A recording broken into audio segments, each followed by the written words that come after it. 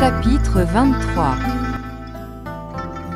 Comme un éléphant sur le champ de bataille résiste aux flèches tirées de l'arc, ainsi endurerai-je les injures. En vérité, la plupart des gens sont de mauvaise nature. L'un conduit un éléphant dressé à une assemblée. L'autre présente un cheval dressé au roi.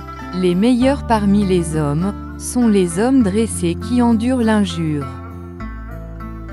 Excellentes sont les mules dressées, ainsi sont les mules du cheval Sind, complètement entraînées, et les nobles éléphants porteurs de défense, mais de loin, le plus excellent est celui qui s'entraîne lui-même.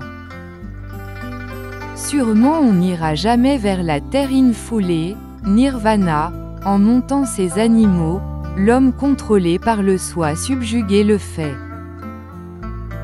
Le porteur de défense nommé Danapalako, au temps d'Urut, incontrôlable, captif, ne mange plus une bouchée.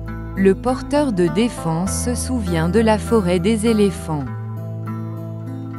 Quiconque est torpide, glouton, endormi, qui erre de ci de là, ou qui gîte comme un gros porc nourri d'eau sale, cet homme stupide, encore et encore, subira la matrice de la renaissance.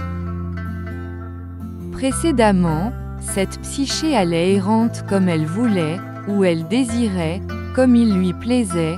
Aujourd'hui, avec attention, je la maintiendrai complètement, comme un Mahou avec son croc, l'éléphant en rut. Réjouissez-vous dans la non-négligence, gardez bien votre psyché, dégagez-vous de la mauvaise voie comme l'éléphant enfoncé dans la fange se dégage. Si vous trouvez un compagnon prudent qui convient pour vivre avec vous, qui se conduise bien et est sage, vous pouvez vivre avec lui, joyeusement et attentivement, surmontant tout danger.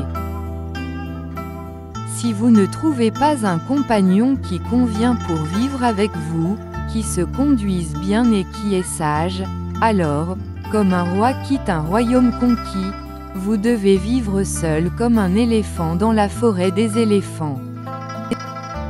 Meilleur est de vivre seul, il n'y a pas de compagnonnage possible avec un stupide, que l'on vive seul, ne faisant aucun mal et que l'on soit libre de soucis, comme un éléphant dans la forêt des éléphants.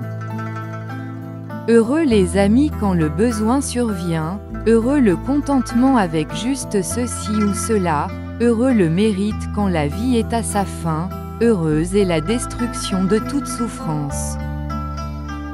Heureux, en ce monde, d'assister sa mère, heureux aussi d'assister son père, heureux d'assister les ascètes, heureux aussi d'assister les bikaous. Heureuse est la vertu jusqu'à la vieillesse, heureuse la confiance inébranlable, heureuse l'obtention de la connaissance transcendante, heureuse l'abstention du mal.